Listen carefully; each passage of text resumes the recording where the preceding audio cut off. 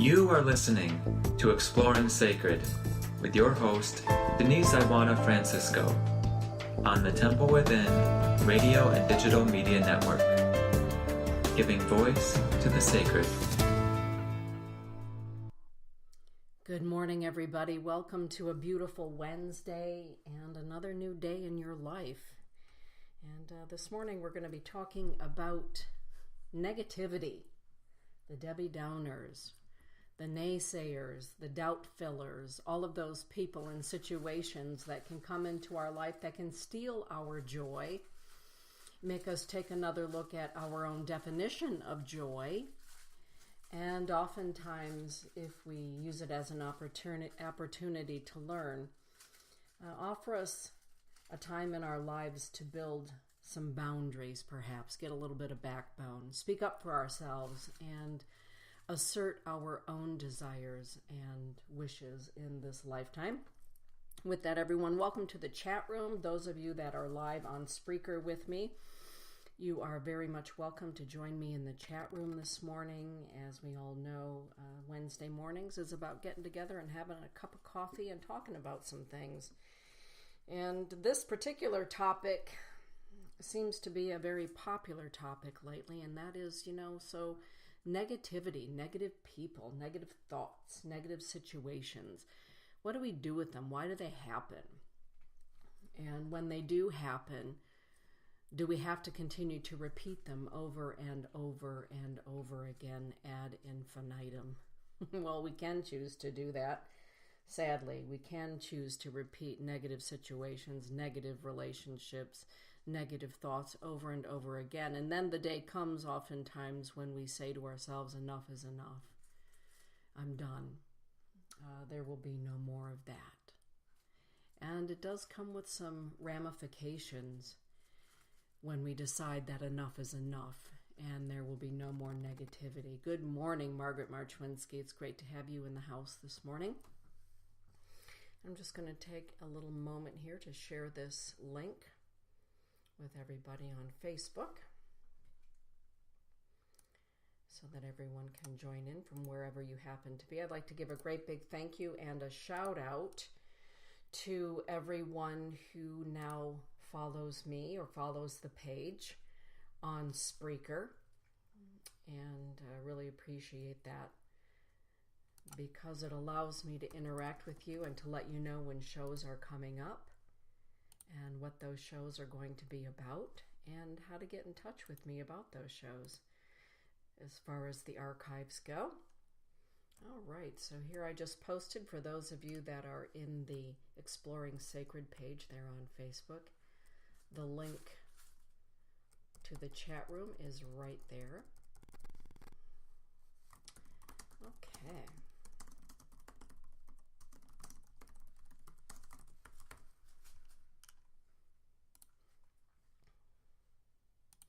Very good. All right.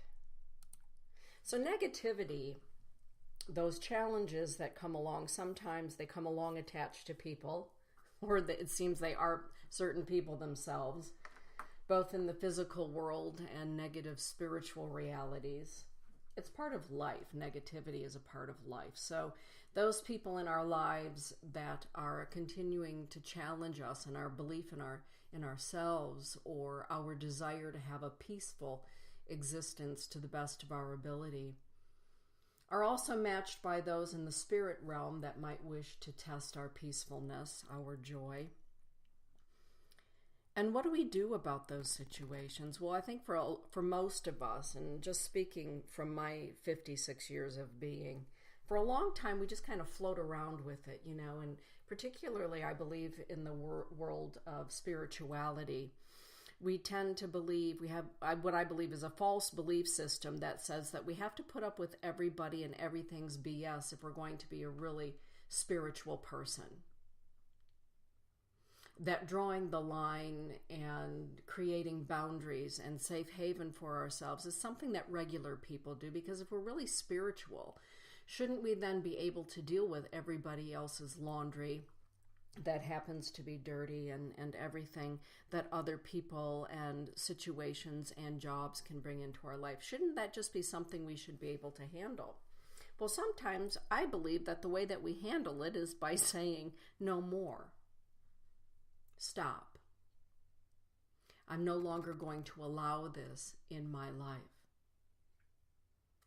And as I was saying earlier, that doesn't always come with pleasantries when we say enough is enough.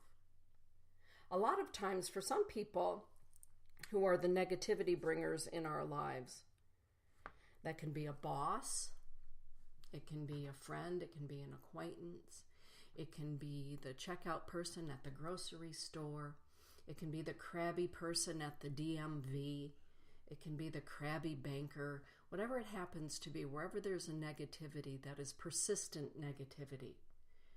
Persistent negativity, we have a few options, I believe, in how we're going to handle that. And oftentimes I've found with myself, after I got past the need to always be the kind person or the need to always be there for everybody in every instance of their life, even if it was to the detriment of my own health and my own sanity.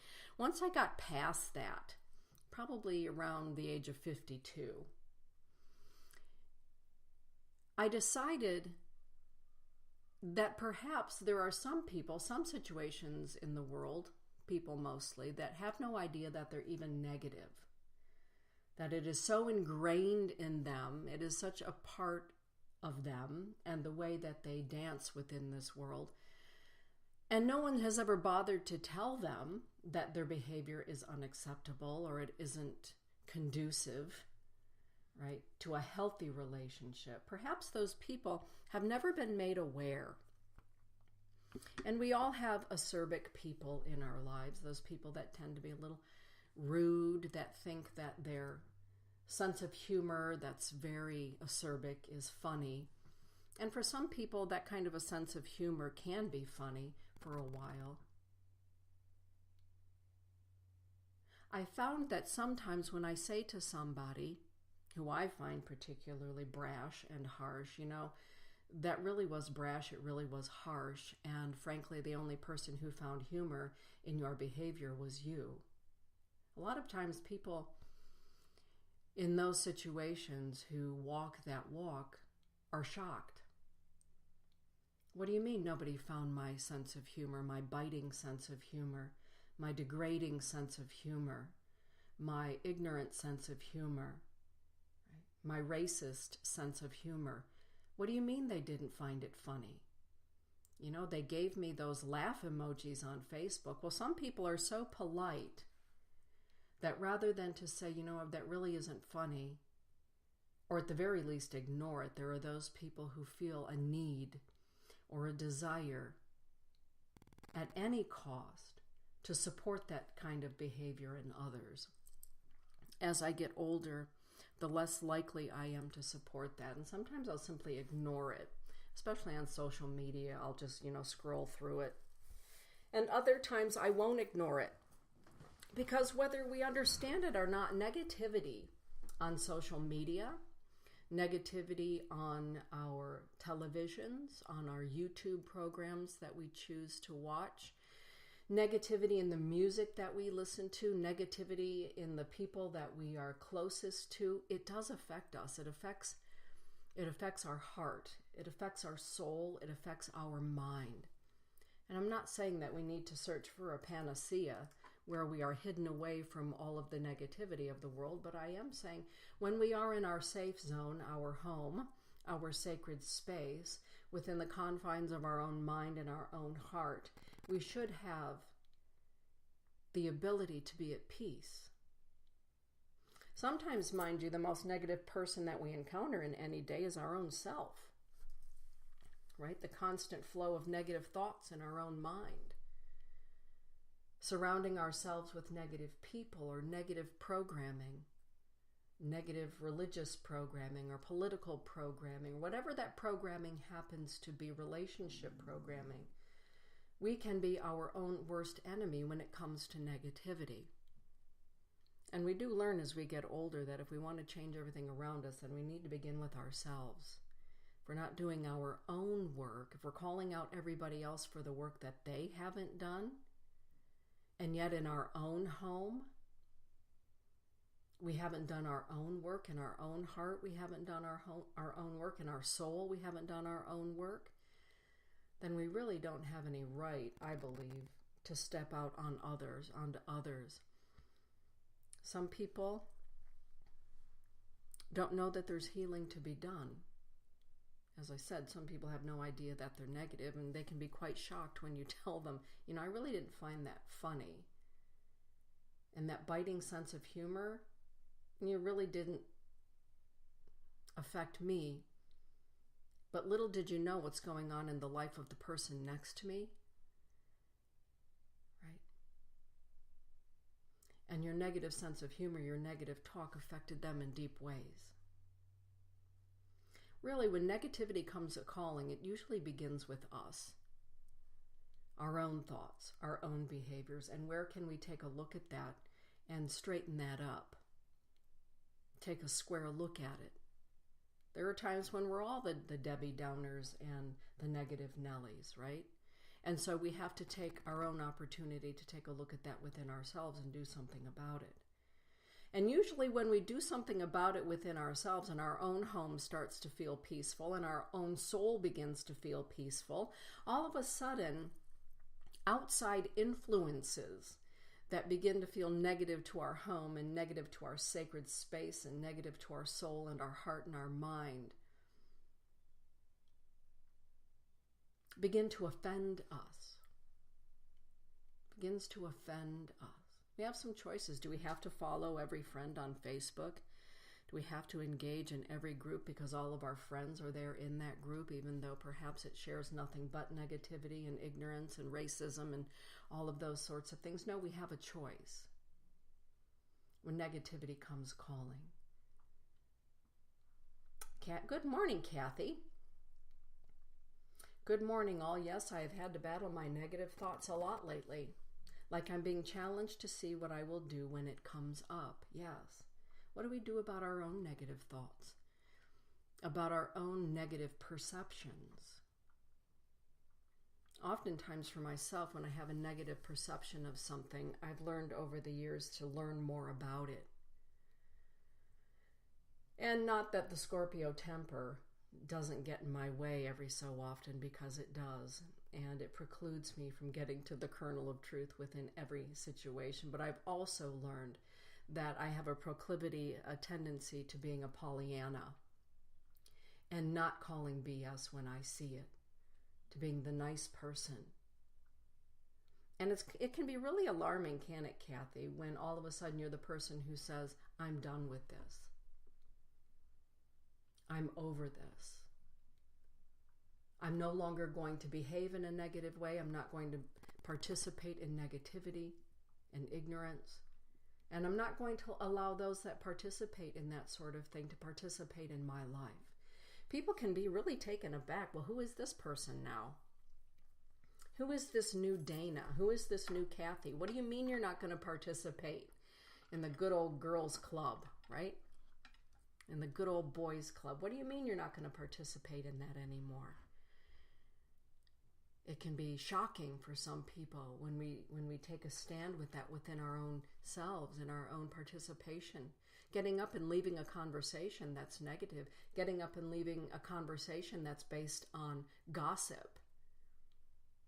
Leaving that alone, letting that be, and perhaps saying, I'm not going to participate in this. It's negative, and you're tearing somebody down.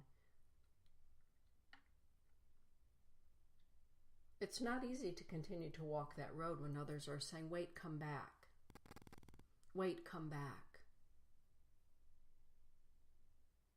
Good morning, Katie Battle. We're just talking about when negativity comes a-calling in our own mind. Recently, I had a conversation with my son, and I said to him, for every negative thought that you give energy to, that thought becomes a really empowered thing. And it begins to attract to it energies that will fulfill the energy of that negative thought. It will build upon itself until it becomes a poltergeist in your own life, in your own mind. Good morning, Rhonda. It's good to see you, Miss Joyfulness herself.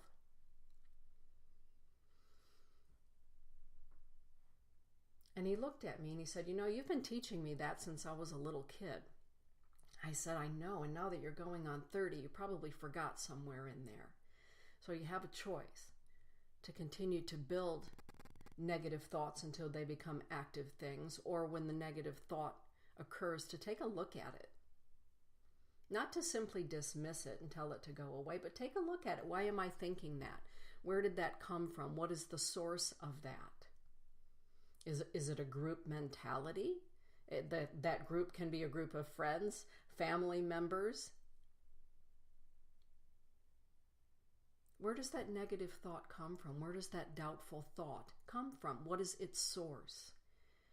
And when we take a look at the source of negative thoughts and negative behaviors, we have an opportunity to take care of that, to heal it through therapy, through all sorts of modalities, all sorts of healing modalities, or just being awake and aware to our behavior. Just being awake and aware to our behavior. For me, I'm really lucky because I have a daughter who will call me out on negativity in a heartbeat at a moment's notice. Mom, did you see what you did right there? That's what I'm talking about right there. Oh God, you're right. Daughters have a wonderful way of doing that for their mothers. Especially when it comes to shopping and picking out clothes and colors and home furnishings and all of that kind of a thing. Our biased ideas. What about the negative people in our lives that come calling? There are some people that honestly live in their negativity. Their negativity or their negative outlook on life is their life. It is their MO. It is their way of being, and we have an opportunity to either participate in that, be part of it, or not. Or not. We can be polite to the detriment of our own well-being, just to get along. Or we can say, that's not going to be part of my life anymore. Good morning, Angie. And we need to be prepared for the fallout of that. Sometimes people are grateful. Oh my God, I didn't even know I did that, they might say. I had no idea. I'm so used to doing things that way, to looking at things that way. I had no idea. Thank you for pointing that out to me. I honestly didn't realize. And then there are others who will say, well, I'm too old to change. You ever hear that, everybody? I'm too old to change. And if you don't like it, lump it, because this is how I am, and this is the way I'm going to be for the rest of my life. Usually those crabby old people like that are the ones that live the longest. Those old crusty people. And the rest of us die an early death, having to put up with their attitude that because they're old, their behavior gets a pass. And that is not the truth for me. If anyone says to me, I don't care what age they are, this is the way that I am, you're going to have to deal with it. Well, the way that I deal with it currently is I leave it. And if somebody says to me, well, I'm old, it's not going to change, I'm not going to change, you'll have to work around me. Well, what I typically do then is I work away from them. Sometimes immediately, sometimes gradually, but I work away from them. And I leave them. Life is too short. Life is too short, I believe. How do you all feel about that, all of you that are in the chat room? Life is too short to put up with other people's BS, whether it's coworkers that are always negative, standing around the water cooler, complaining and crabbing about everything, right? And if we want to be part of the cool crowd at school or in the office, sometimes we participate in the negativity ourselves just to get along. Because if we step away from that cooler of gossip, people will say, well, what's the matter with her? Where did she go? Where did he go? That he's not participating in that anymore. Well, one beautiful thing about getting older is that you care less and less about what other people think when it comes to keeping your peace of mind and your wellness a top priority. Margaret is saying, I had a grandfather who lived to the ripe old age of 101, and he was the most cutting and critical person. Yes. Isn't that amazing how that happens?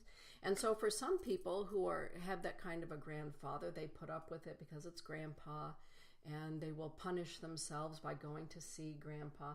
You know, I once asked a friend of mine who worked in a nursing home about some of the elders, not all of the elders in nursing homes who don't have visitors, who just don't have visitors. And I would say, geez, don't you find that sad that so many in your nursing home don't have visitors? And she looked at me and she said, Dana, if you knew how they treated other people when they were younger, how they treated their family and friends, there's a reason that they're alone in their old age. There's a reason that they sit there day in and day out in their aloneness. Well, I never thought of it that way. I'd never thought of it that way. That the wheel of karma or the wheel of life brings to us exactly what we've given out. Exactly what we have given out. And frankly, some people, when they're older, like being alone. I understand that. And then there are others that are truly neglected. When we find ourselves abandoned or feeling abandoned or much in our aloneness, it's normally a few things that have happened. Either we've chosen to be more like a hermit because the loudness of the world, the negativity of the world, the cruelty of the world has overcome our sense of balance. And we're no longer willing to participate, or we no longer have the strength to find the beauty in the world and dance with that, right? Or maybe we're the negativity that everybody's fleeing from. Like, stay away from her. Margaret is saying that is exactly true. I stopped going to see him. And yeah, Katie, we do reap what we sow. We do reap what we sow. It's not easy to say to a parent or a grandparent or a longtime friend, I'm sorry, but I can no longer be in your company because your company is so harmful to my soul. It hurts me to be in conversation with you. It hurts me to be in alliance with you in business. To call them out on it. The great news is that if somebody calls us out on our negativity, like my daughter does with me, see, Mom, you already had your mind made up.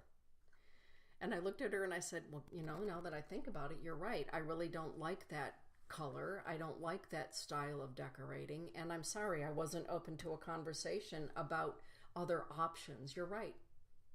I did have a preconceived notion, and I allowed my own thought of things to become negative right now. You're right, Elise. Thank you.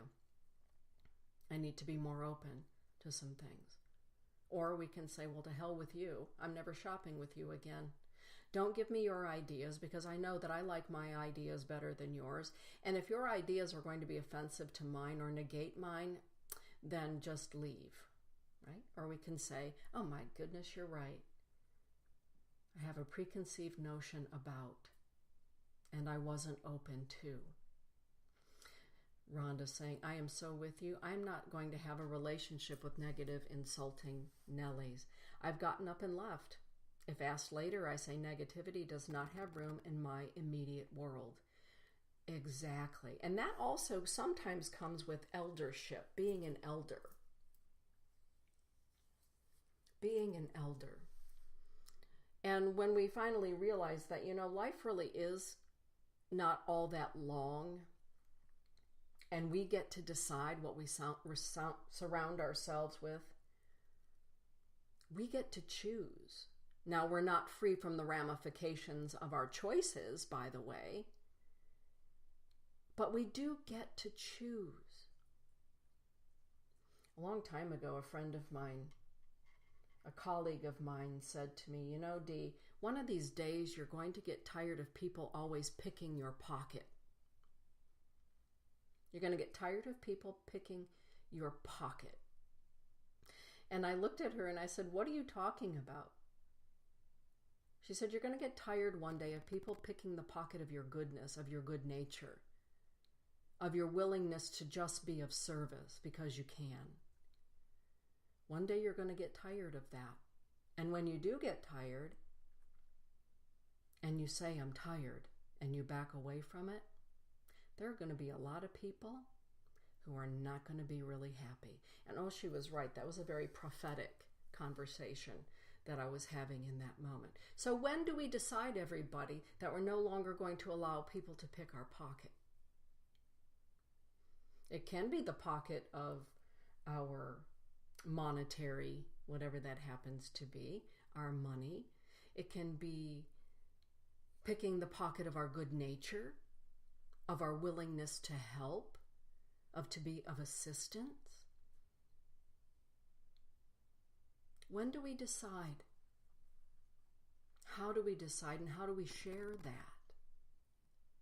I believe probably it's worse for people when it comes to relatives or a spouse or a lover to say, no more. I'm not allowing that negativity, right? Good morning, Barbie Cornell. Katie's saying, I needed this show yesterday. I was so crabby I couldn't stand myself. Nikki's saying, oh, I like that phrase. Yeah, picking pockets. When are we going to say we're done letting people pick the pocket of our emotions? Playing on our emotions.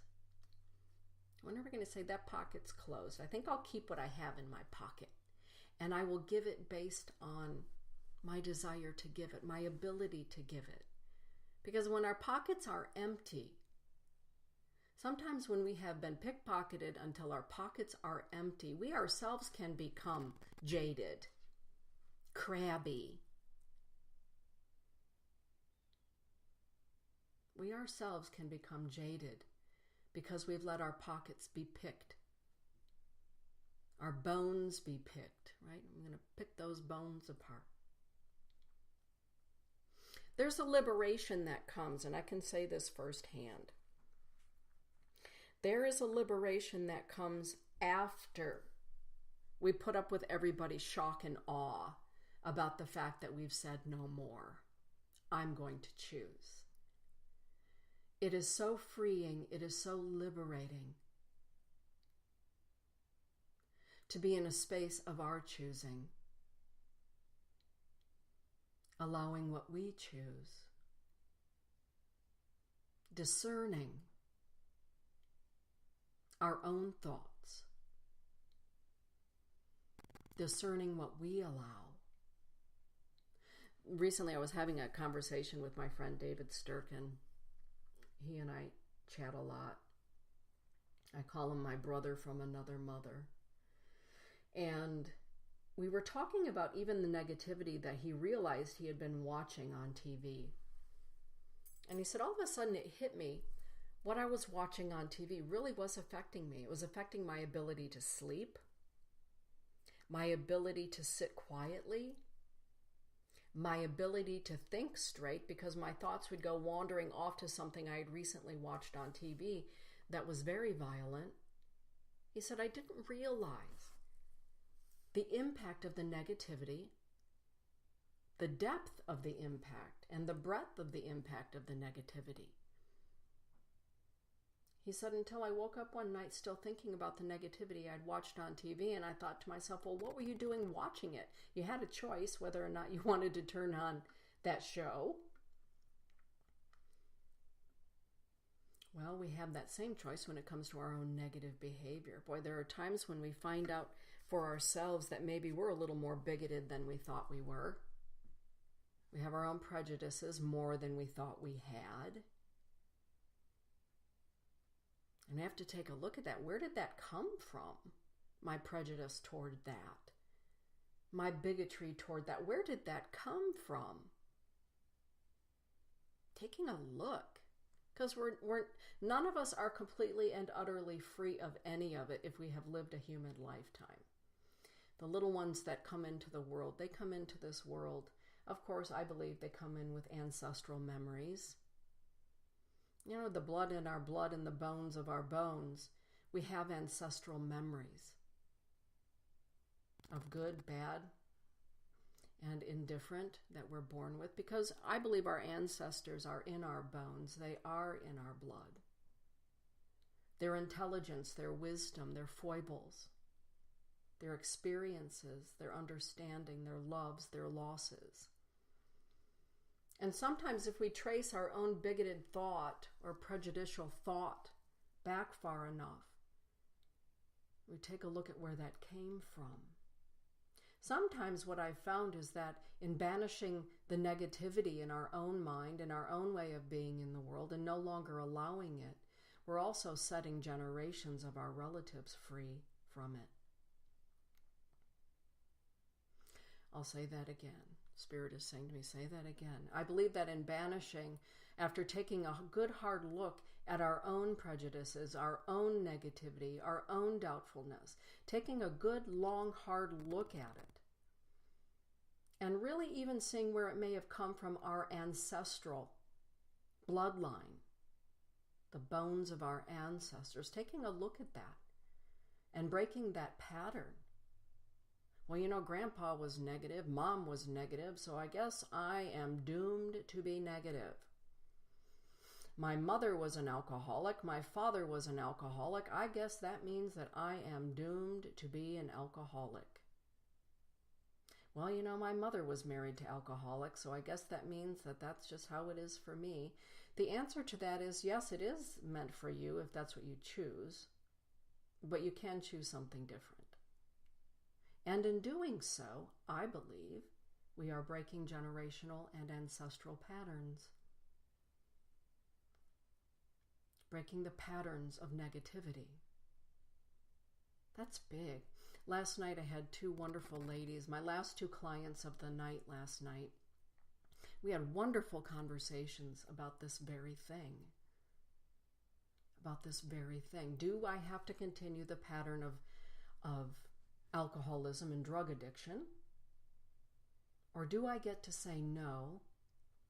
And what happens when I'm no longer partying hardy with the family members who have chosen that, that's just the way the family is? Family tradition. Thank you, Hank Williams Jr. Or do we say that family tradition stops within me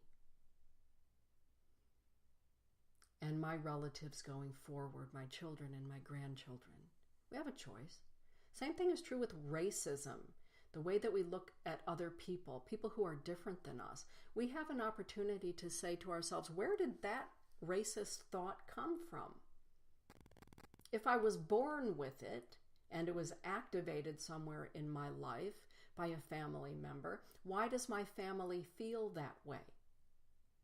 And maybe I need to really investigate that thought and break that pattern within myself and hopefully then for my children. Just a thought anyway.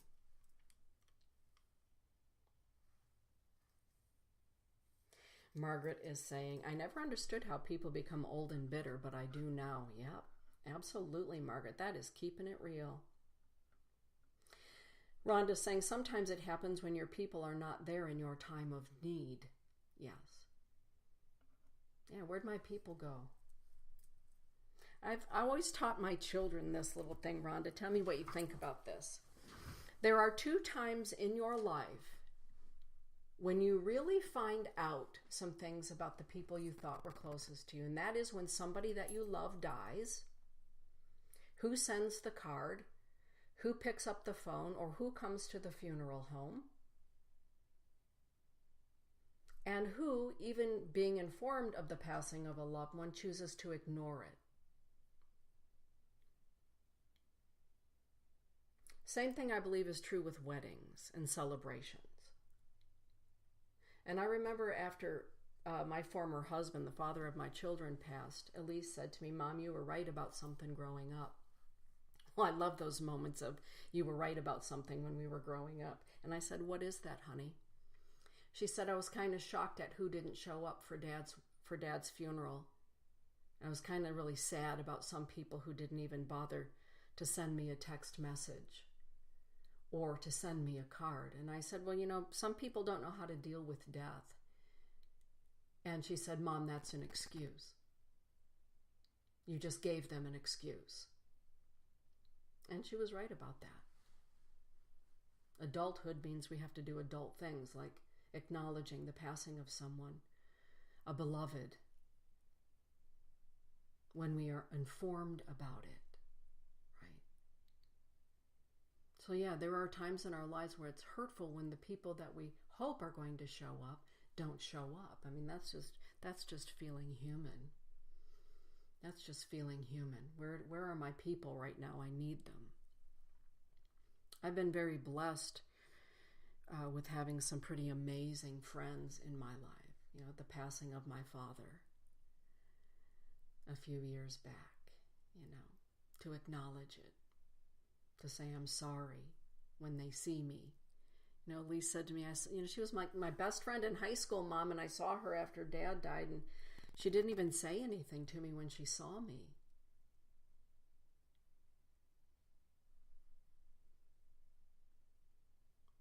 Oh, the lessons we learn and the way in which we learn them. But to your point, Margaret, we can let those situations make us become bitter, or we can let them help us to become better. Bitter or better. I was yesterday or the day before having a great conversation with my dear friend, the Reverend Laura McLaughlin, over there in Bay City. I absolutely love that woman.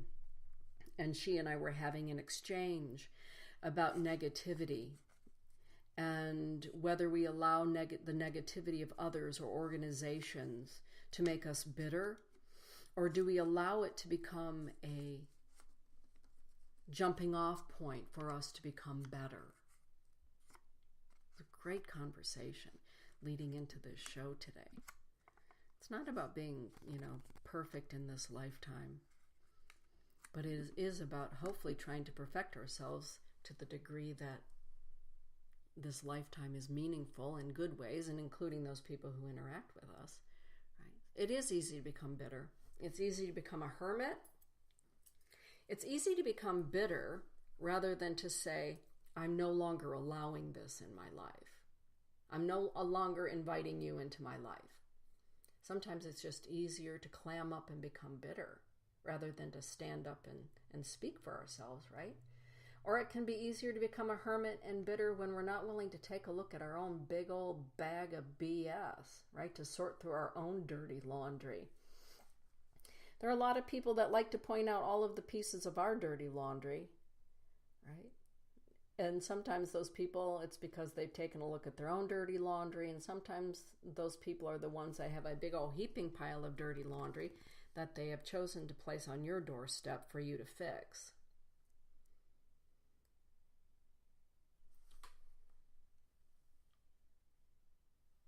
New Joy is saying, I'm sometimes shocked and feel saddened when they don't show, and in awe with some that show that I didn't know they cared so much.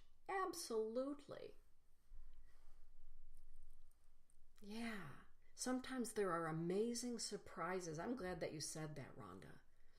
In that same example of loss and funerals and loved ones, isn't it amazing who does show up and you had no idea?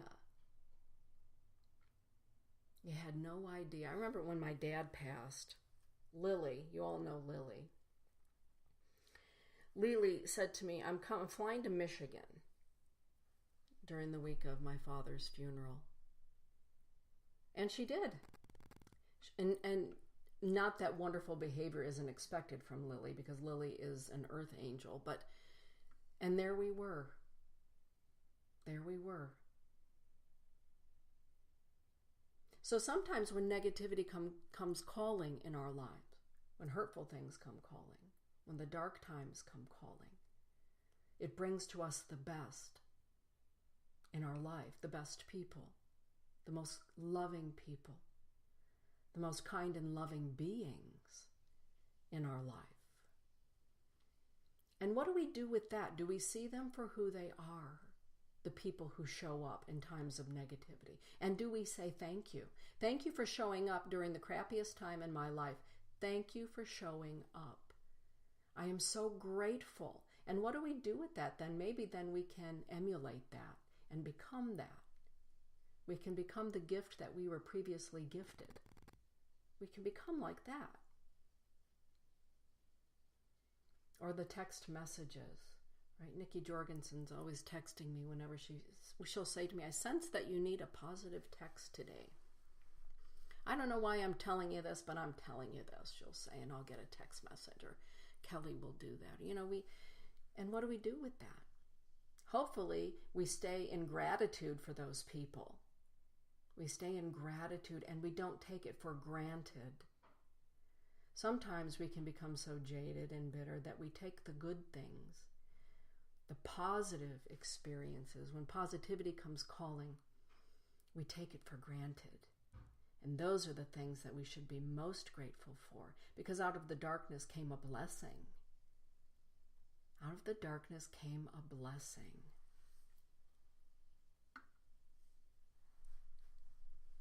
There are always two sides to that coin.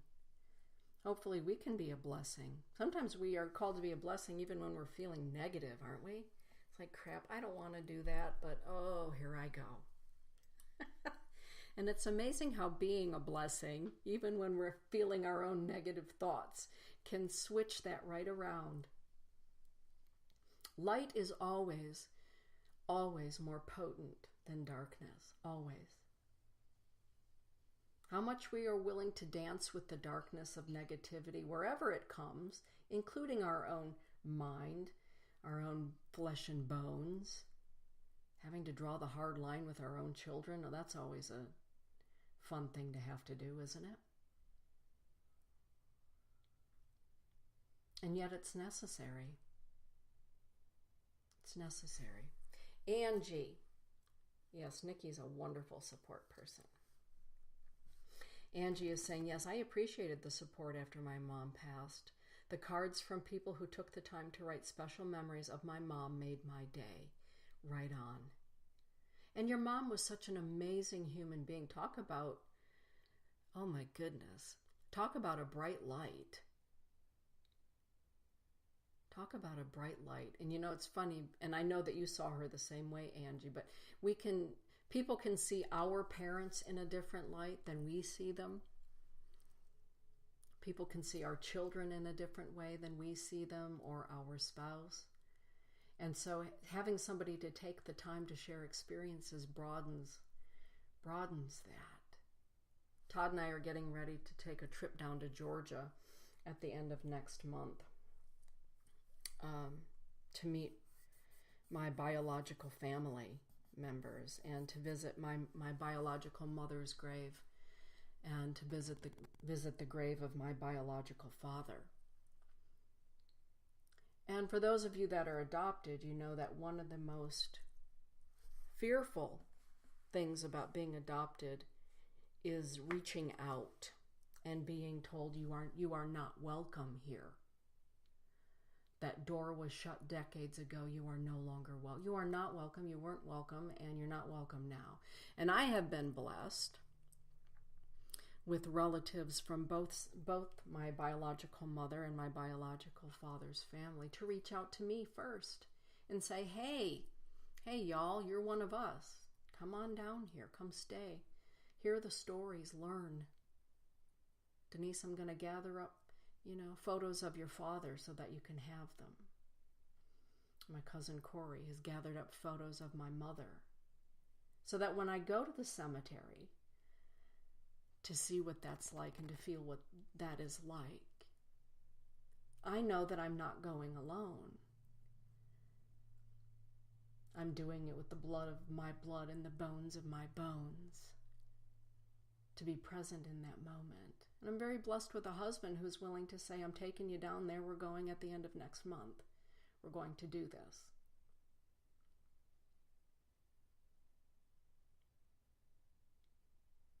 Even in the darkest of times, there's light if somebody remembers to turn on the light switch. Sometimes we have to turn on our own light switch, and sometimes we're blessed with people. I'm looking at all of the names in the chat room. Those of you that are listening right now, what a blessing you all are. We all have our times of negativity, and some of you come in during my times of negativity, and the negativity honestly sails right out the door. It's gone, because then I'm reminded of the blessings that outweigh. So which are we going to focus on, the blessings or the negativity? Which are we going to focus on? And the more we give focus to those things in our lives that are nurturing and nourishing to our soul, it is amazing how the people, places, things, and jobs that represent or bring negativity into our lives seemingly just fade away. Some need a little extra kick, to the curb.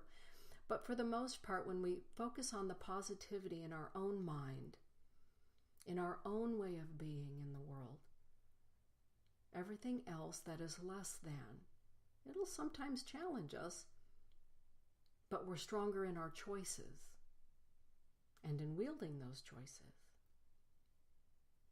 Nikki is saying, your journey in finding your biological family has been amazing to me. Thank you for sharing so much of it with us. Thank you, Nikki. Every Friday in the winter, I gift myself with Fridays at the Heartful Art Studio in Big Rapids, Michigan. It's me and Nikki, and sometimes it's me and Nikki and mugs. Sometimes it's me and Nikki and the people who come in to create. That's what I do every Friday during the winter. That is my winter respite, is to go up there and to talk and to share with my friend Nikki and my friend Muggs, and to do something positive. Because boy, when I'm in the mode of painting and creating, Darlene, if you're listening, yours is almost done. It's a wonderful thing. But sharing this journey. Frankly, a journey that I never thought that I would be on. But knowing that I have the support of all of you in this journey of biology, of ancestors. With that, everyone, remember, when negativity comes calling in your own heart and mind, you have a choice to ignore it or to explore it and create something better out of it. And when negativity comes a calling in the people and the places and the situations that we find ourselves in, we also have a choice to explore why it is that we continue on with it. It's always about self-examination, isn't it? And we have a choice in the exploration then to continue on with it or to use it as a launching post to create something better. And when the better makes itself present, when the blessings are present, we have a choice to ignore that or to give gratitude, to say thank you for being a blessing in my life. Whether that is a four-legged blessing, the blessing of the trees and the flowers in your yard, the blessings of the sky, of the gentle snow, of one another, of the stars in the heavens, of the creator of all things that exists within each and every one of us, I believe we have a choice. We have a choice. And with that, everyone, thank you for being a blessing in my life. Thank you for shining your light here on the earth plane, despite your own challenges with negativity and the dark times. You've chosen to shine anyway, and shine brightly. You most certainly do. With that, everyone, it's a beautiful day. Get out there and do what you do best, as only you can do it. Blessings be, everyone.